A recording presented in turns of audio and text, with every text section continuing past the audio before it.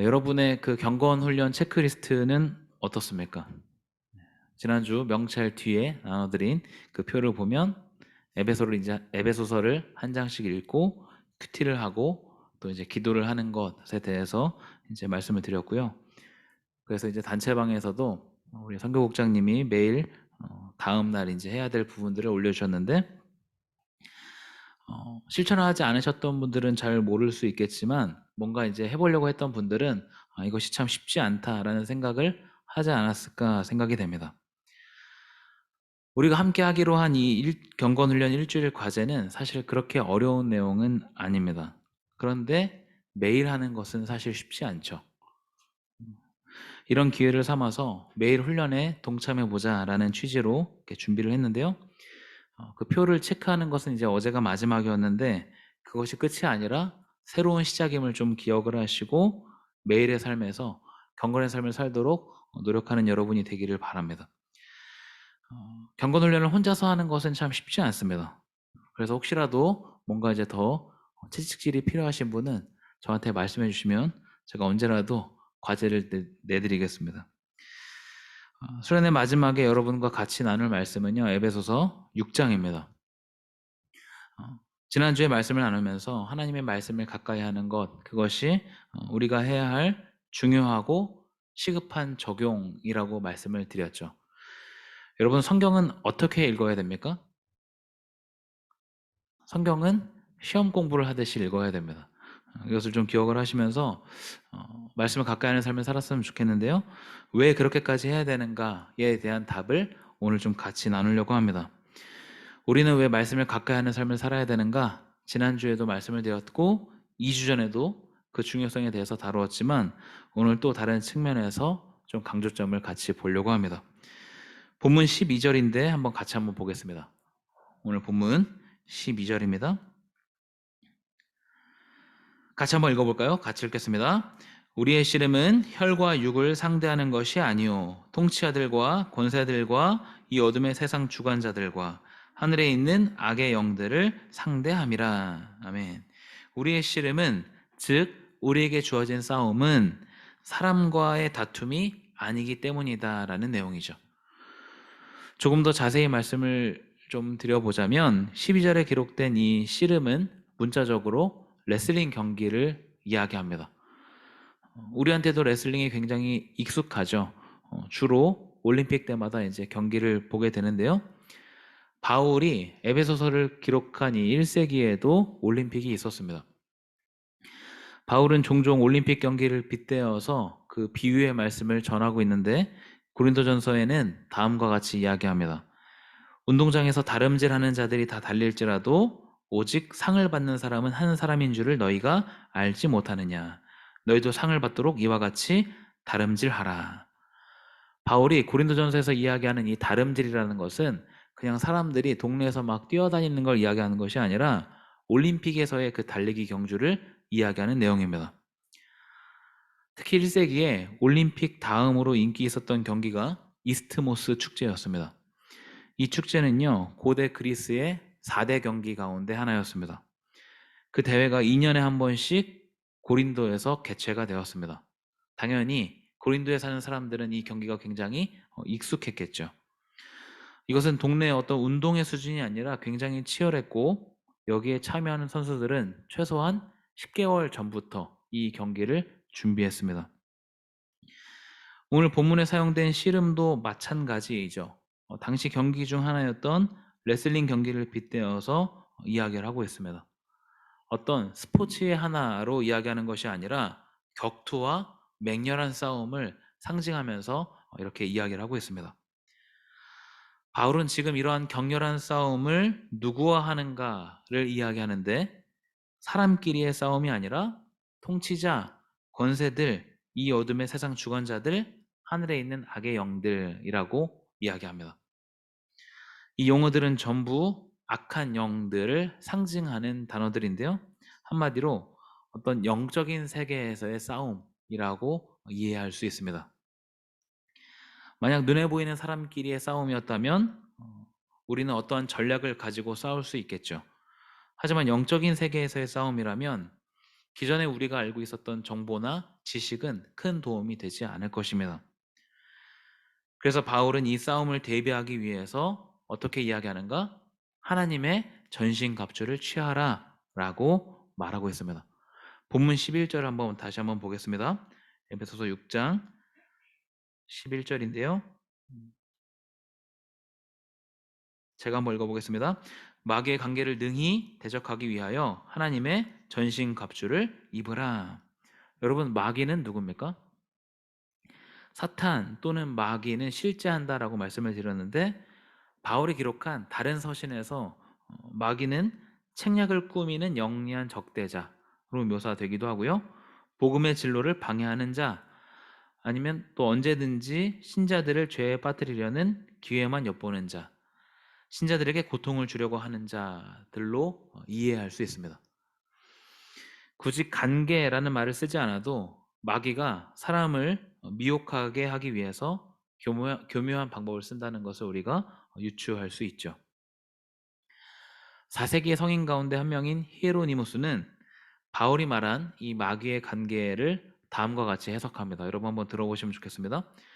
군대의 지혜로운 지휘관들은 도시의 가장 방어가 취약한 여러 장소들을 공격하는 데 특히 익숙하다.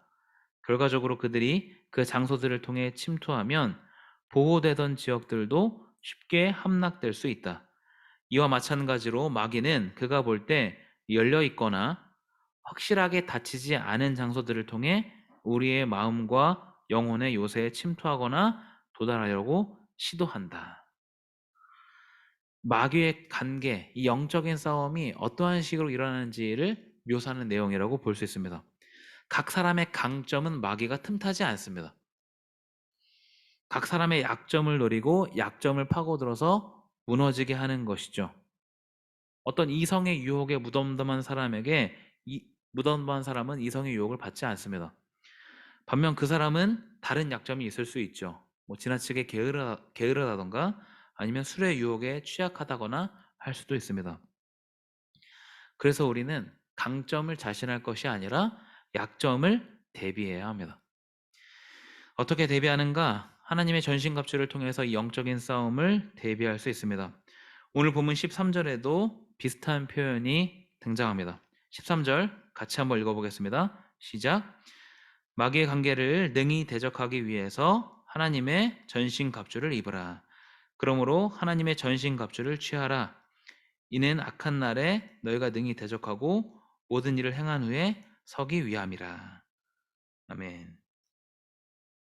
네. 제가 잘못 읽었네요. 그래서 제가 11절하고 같이 읽었는데 그러므로 하나님의 전신갑주를 취하라부터가 13절에 해당되는 내용이었죠.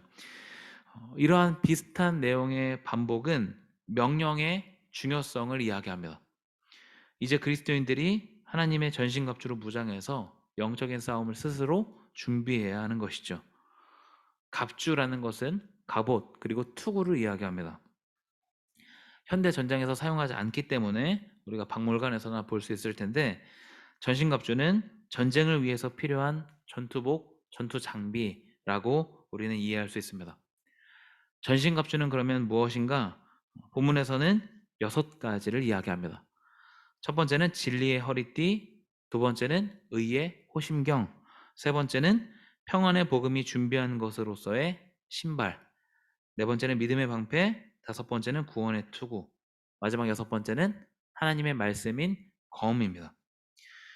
먼저 이 6가지를 좀 같이 한번 살펴보려고 하는데, 처음에 등장하는 이 3가지, 진리의 허리띠, 의의 호심경, 평안의 복음이 준비한 것으로서의 신발은 우리가 갖춰야 할 것, 우리 입장에서 갖춰야 할 것에 대해서 먼저 이야기하고 있습니다. 특히 진리의 허리띠에서 진리라는 것은 도덕적 성실성과 신실성을 이야기합니다. 그리스도인들이 갖춰야 하는 자세라고도 할 수 있죠. 그래서 이 진리를 허리에 매라라는 의미로 진리의 허리띠라고 이야기합니다. 두 번째, 의의 호심경에서 호심경은 가슴을 덮는 일종의 어떤 금속 방패라고 할 수 있습니다. 여기에 사용된 의는 우리가 의라는 말을 사용할 때 여러 가지 의미로 사용을 하는데요. 여기에 사용된 것은 올바른 방식으로 행동하는 의를 이야기합니다. 즉 어떤 윤리적 자질을 이야기한다고 볼 수 있는데 공평하고 정당하고 그리고 다른 사람들과 교제함에 있어서 일반적으로 정직한 태도를 이야기하는 것이죠. 이러한 윤리적 자질을 가슴을 덮는 방패로 묘사합니다. 다음으로 평안의 복음이 준비한 것으로 신을 신는 것입니다. 이 비유에서 바울은 아마 로마 군단의 그 군화를 떠올리면서 이야기했던 것으로 보입니다. 여기서 말하는 복음은 어떤 선포된 복음을 말하는 것이 아니라 복음대로 살아가는 것을 이야기합니다. 이것을 바울은 에베소 교회 성도들에게 이야기하면서 이렇게 적용합니다. 유대인과 이방인 사이의 평화를 강조하는 것이죠. 에베소 교회 안에서 에베소 교회뿐 아니라 1세기의 많은 그 소아시아 교회에서 유대인과 이방인 간의 갈등이 굉장히 심각했는데 이들 사이의 어떤 평화, 유대인과 이방인의 평화가 곧 악의 영들에 대한 어떤 선포라고 볼 수 있다라는 것이죠. 이것을 오늘 우리에게는 이렇게 적용할 수 있습니다. 우리 안에 하나됨, 교회 밖에 있는 사람들을 향해서 갖는 긍휼의 마음, 이것이 영적 싸움에서 승리하는 비결이다라고 말하고 있습니다. 이것은 정말 그렇게 우리가 이해할 수 있는데 어떤 내가 마음에 들지 않는 누군가가 있다고 했을 때 그 사람에 대해서 다른 사람들에게 좋지 않게 이야기한다거나 아니면 그 사람 자체를 내가 조금 더 불친절하게 대한다던가 하는 것은 마귀가 파고들 수 있는 그 방어가 취약한 영역이 되는 것이죠. 그리고 이러한 적대적 관계의 발전은 공동체에게까지 영향을 미치는 것을 보게 됩니다. 정리하자면 평안의 복음이 준비한 것으로 그 신을 신는 것, 이것은 둘 사이를 화해하는 화평의 복음이라고 말할 수 있습니다. 이렇게 세 가지가 사람인 우리가 갖춰야 할 것에 대해서 이야기하고 있는데요. 그 다음 네 번째는 믿음의 방패입니다. 일단 믿음의 방패는 앞서 이야기했던 세 가지보다 더 중요하게 취급됩니다. 왜냐하면 16절에 모든 것 위에 이것을 더해라 라고 말하고 있기 때문이죠. 이 모든 것 위에 믿음의 방패를 더해라. 그리고 이 방패는 악한 자의 불화살을 막아준다라고 말합니다. 악한 자의 불화살이라는 것은 귀신들 혹은 다양한 그 마귀들의 세력을 어떤 형상화한 것이라고 볼 수 있습니다. 이것을 막을 수 있는 것이 믿음의 방패라는 것이죠. 에베소서에서 전달하고자 하는 핵심 메시지 가운데 하나가 믿음입니다. 여기서 말하는 믿음은 어떠한 믿음인가가 더 중요한데 구원을 받고 하나님께 나아갈 수 있고 그리스도가 성도들의 마음에 거주하는 그 수단이 되는 믿음을 이야기합니다. 우리는 행위가 아닌 믿음으로 구원을 받죠. 예수 그리스도를 믿음으로 구원을 받는다라는 것은 구원받는 근거가 나한테 있는 것이 아니라는 것을 이야기합니다. 그 근거가 나한테 있지 않기 때문에 우리는 믿음으로 받는다라고 말하는 것이죠. 예수님의 의지로 예수님에 의해서 자격 없는 내가 구원을 받는다라고 말합니다. 그 믿음을 가지고 우리가 하나님께 나아가는 것이죠. 그리고 이 믿음으로 예수 그리스도가 우리 마음에 거주합니다. 한마디로 믿음이란 어떤 레벨을 이야기하는 것이 아니라 하나의 관계를 이야기한다. 하나님과 맺는 관계, 예수 그리스도와 맺는 관계. 그런 믿음이 우리를 악의 세력에서 막아줍니다. 다섯 번째, 구원의 투구입니다. 성경에 사용된 구원이라는 말은 여러 가지 의미로 사용이 되는데 여기서의 구원은 죄로부터의 구원을 이야기합니다. 바울은 에베소 교회 성도들을 향해서 너네들이 구원을 받아라 라고 처음 이야기하는 것이 아니라 이들이 이미 갖고 있는 구원에 대해서 끊임없이 되새기는 것을 요구하고 있습니다. 특히 1세기 소아시아의 그 많은 사람들은 공중과 하늘에 있는 영적 세력들이 자신들의 운명을 좌우한다고 믿었습니다. 이러한 상황에서 구원의 투구에 대한 설명은 하나님께서 이미 이 악의 세력들을 결박하셨고 정복하셨기 때문에 두려워할 필요가 없다라는 것을 강조하는 표현입니다. 마지막 여섯 번째죠. 마지막은 성령의 검, 곧 하나님의 말씀입니다. 성령의 검, 하나님의 말씀, 여기서 약간 오해의 소지가 있을 수 있는데요. 다른 부분처럼 이제 소유격으로 이야기하고 있기 때문에 성령과 검을 마치 이제 같은 의미로 잘못 이해할 수 있습니다.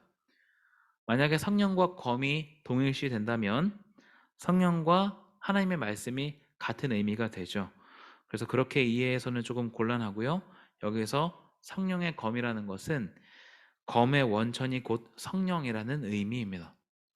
다시 말해서 검이 곧 하나님의 말씀인데 이 검의 효과, 예리함을 더하는 것이 성령이다라고 말하고 있습니다.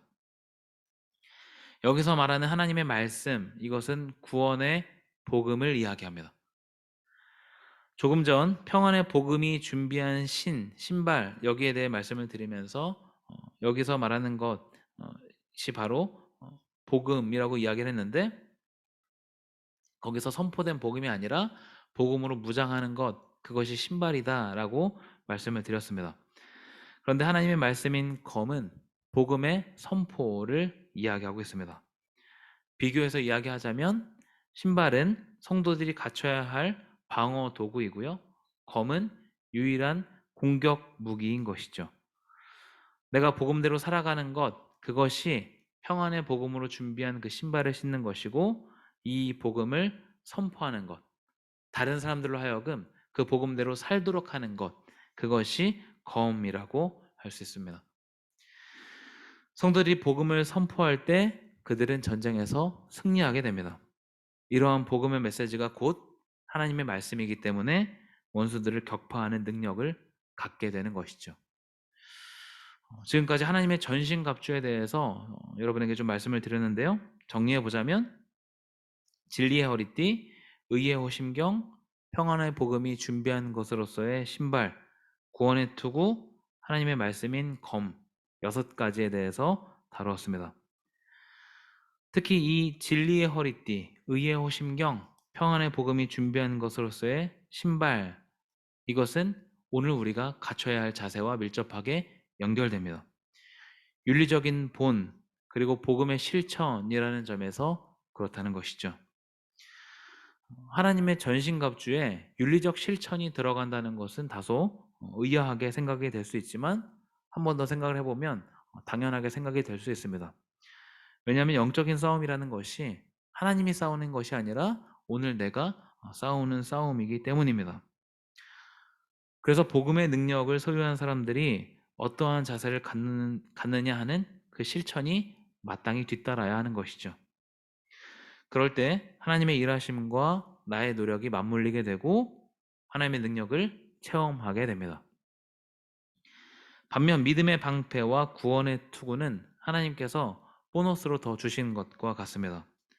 하나님을 의지하면 의지할수록 더 믿음의 고리가 튼튼해지고 우리에게 베푸신 그 구원을 기억할 때 현재 주어진 어려움도 헤쳐나갈 힘을 얻게 되는 것이죠.